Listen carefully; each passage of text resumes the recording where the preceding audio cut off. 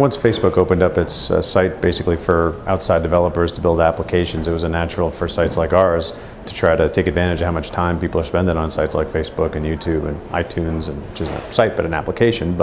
And we decided that that was the right place to start. So what we did is we wanted to do something quick and dirty, something that was going to take a lot of development resources, and something that was kind of in our sweet spot, to use a tired cliche. But and politics is obviously that thing. So we developed a 10-question quiz that you answered the questions, and based on those answers, it suggested where you were on the political spectrum. And if you wanted to then take that and drop it on your Facebook page as sort of a badge announcing your political leaning, then you were able to do that.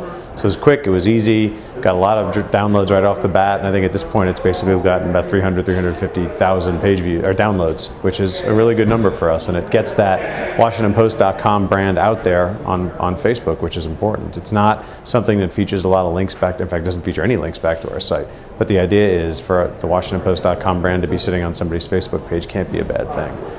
So tell us about the old-fashioned podcast, the audio, and tell us a little bit about, kind of how they're organized and how they're consumed and how that business is going for you guys as a platform. Not as a business, but as an editorial platform. Yeah, I mean, I think audio podcasts are still a strong, kind of solid, dependable way to get people to consume your journalism, whether they're on your site or not. In fact, they're by definition probably not on your site when they listen to a podcast. So we have about 15 audio podcasts. I mean, we have a lot of video podcasts now as well.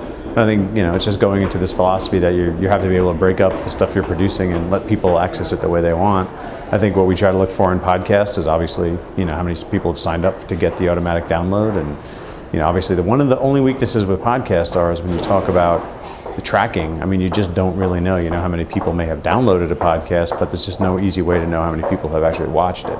So I think that's the only weakness in that for us. We don't really know exactly what it's doing, but considering the level of effort to produce them, it seems crazy not to give people the option of sort of detaching our content that way.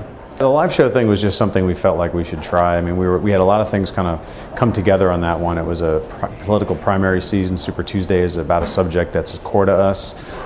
Tammy Haddad, who was the executive producer of Hardball and Larry King Live for many years, was working with Newsweek on contract. She knows how to produce those kind of shows, and it all just kind of came together with this idea that why wouldn't we just try to do our own live thing? And so we tried it, and I think it was, it went pretty well. I mean, we didn't have commercials, so John Meacham, I think, went to the bathroom once in 7 hours.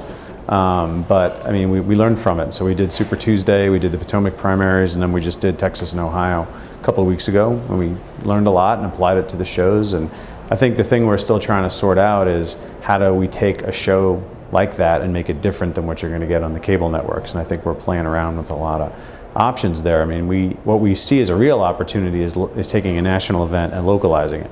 So we're going to do something around the NFL draft next month where we basically do an NFL draft show that's only about the Redskins, because people in our town are obsessed with the Redskins. So instead of a network that's got to cover all the teams, we're going to just focus on our local team. So we're looking for opportunities like that where we can just see if there's really a future for us in doing these kind of shows. I mean, we have a handful of shows now that we do on a weekly basis or 3 times a week basis, and we obviously make those available on the site, make available by podcast, make available by embedding the video in your own site.